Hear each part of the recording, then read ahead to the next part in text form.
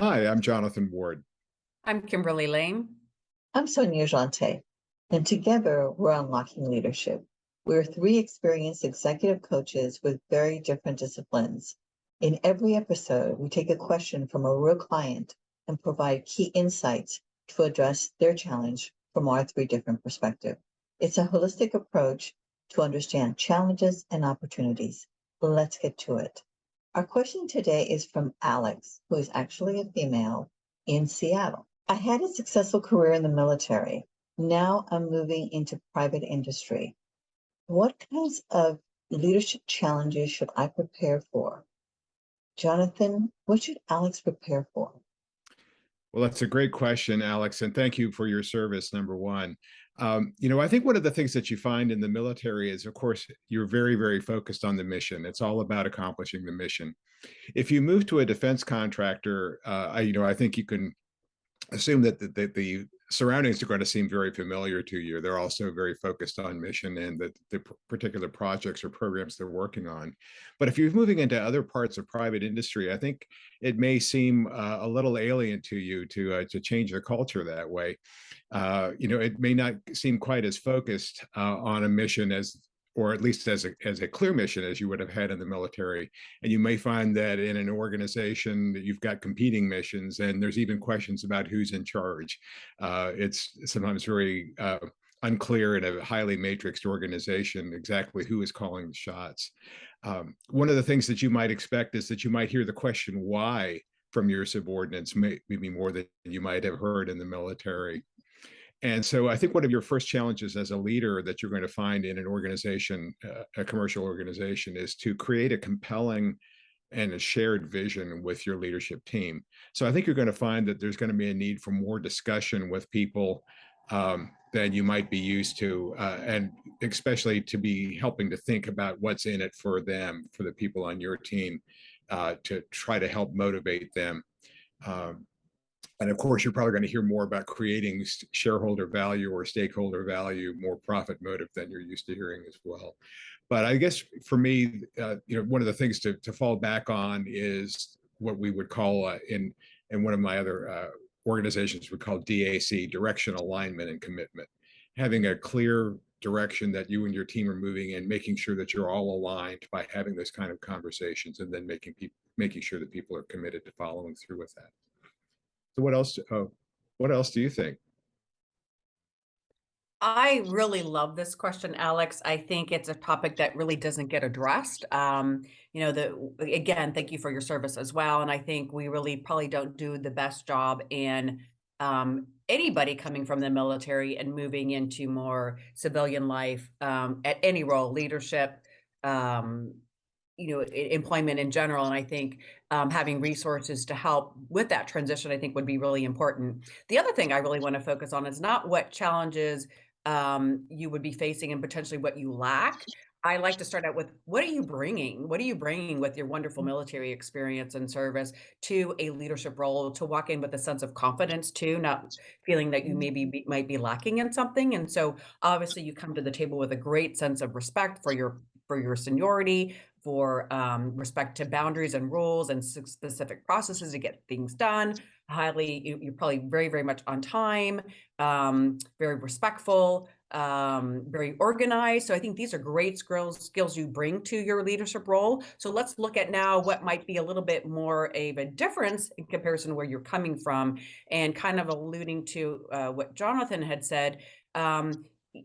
And I could be totally wrong in this, and I apologize if I'm not understanding this correctly, but to my knowledge, what it appears is it's much more hierarchical structure and respect for authority, and you don't really have an opportunity as a subordinate to speak back, to share your thoughts. It's kind of like, this is the way it is, this is the rule, this is the protocol, and that's necessary for us to accomplish the mission that's so important in the military, right? We can't have our subordinates questioning what we're asking them to do, especially in a very risky situation versus when you're in the civilian life, the new leadership now today is much more comprehensive, much more collaborative, much more mentoring, much more coaching, meaning you will be getting feedback from your employees. You're going to be asked to ask for feedback from your team members, from your peers. It's a much more collaborative, communicative, well, let me hear your opinion. Let's talk about that. Well, I disagree. Whereas you don't really have that in the military for obvious reasons for success. So I think you might want to maybe look at your own ability to be empathetic, to be more sympathetic, to be more inclusive, to be able to have and build those relationships with your team members as far as understanding themselves, asking questions, you know, interactive listening, things of those tools kind of around team building, building trust, and understanding the environment's going to be much more about, in order to bring the team along, they're not going to just follow you because you say that's what we need to get done. You really need to instill in them a sense of value, belonging to the goal, belonging to the mission, and that they've embraced it as well in order to move them forward. So I'll start with that. And Sonia, what do you have to say? I think both of you guys addressed many of the things that Alex is going to need to consider. One of the things that I think is, and you alluded to it, Kimberly, and so did Jonathan, and that is the whole.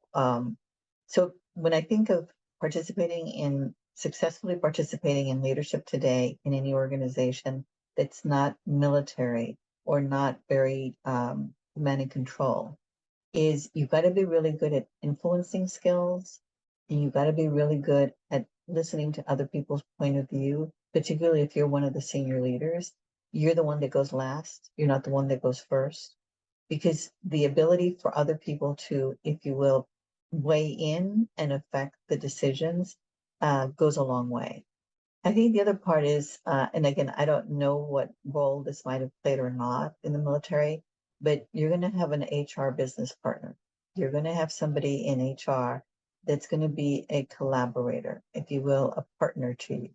And being able to get their sense, and because people will go to them to give feedback, and you're going to have to couch all of that information to sort of suss out what's working and what's not working, and how to address dealing with handling conflict. You know, what is the culture of the organization as it relates to managing conflict?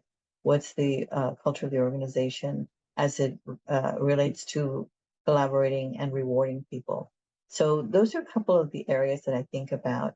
But first of all, I want to encourage you to participate in the working world, because we need people with your kind of background. You know, when you guys make a shift, you show us how you adapt into a new environment. And I'm sure a lot of your training involved having to do things. They were in very different environments and being successful and effective. So I agree with Kimberly that in many ways you're going to be able to model something for the rest of the organization, and particularly the women, that they haven't seen before, and that they can say, I can do that if she could do that. And, you know, just by the way you would carry yourself, it would create a lot of more, I want to be like her kind of thing. So, Absolutely. yeah. Yeah. Yeah, I want to really piggyback on that confidence thing, because I mean, I think that's one of the things the military does spectacularly well, is to give a lot of responsibility to young people from the outset. I mean, you think about people who are only 4 or 5 years out of college, who are flying $500 million airplanes. You know, that's not something you would see entrusted in private industry very often. So again, I think they do give you the opportunity to learn and grow. And you know, especially if you've been an officer, by the time you're ready to retire, you've had plenty of opportunity to command a large number of people and get a lot of things done very quickly. And so you might find some frustrations in private industry where things don't move quite as quickly as you would like to see things happen. Yeah, and I think too, in that as you come to the table with all your skill sets you learn in the military, I think, I think a lot of leaders, especially with this ambiguity that we live in today and just the constant change that they're struggling with, you'll actually do very well in this environment. You've probably learned some great strategic thinking skills, anticipation of what could go right, what could go wrong, in a mission or a goal or objectives of a team. So I think you're going to have a lot of strengths, as Sonia had mentioned, that people will really, really respect you, and especially women. Having a woman in your role with your talents is going to be just really, really valuable in any organization. So you definitely need to walk in with those high heels on and great confidence too. Yeah, my nephew and went to West Point, and he was in the military until this year. And when I think of who he was when he started and where he's ended up, and now he's going into MIT and he wants to have a career in science, and they were welcoming him because they wanted that kind of experience and background. So I think you're going to be pleasantly surprised that instead of thinking that you're going to have a lot of people like looking over your shoulder and wondering why you do things, they might be more a little curious. It's like, oh, so what worked? And share with us, please. Let us know. So wonderful. All right. Well, Alex, we really appreciate your question today. Really great dialogue. We hope you, our viewers and listeners, have a better understanding of how to prepare for leadership challenges in different industries. To our listeners, if you like the content we shared today, please like this episode and also share and subscribe to our YouTube channel, Unlocking Leadership, AskTheCoaches.com. We look forward to reading your reviews. You can also find Unlocking Leadership Ask the Coaches on Apple Podcasts or your favorite podcast platform. If you have a leadership question, we would love to hear from you. Please email us at info@unlockingleadership-askthecoaches.com. We'd love to hear from you. Till next time, please join us and listen in all our past episodes and tune in next time to find the keys to unlocking your best leadership.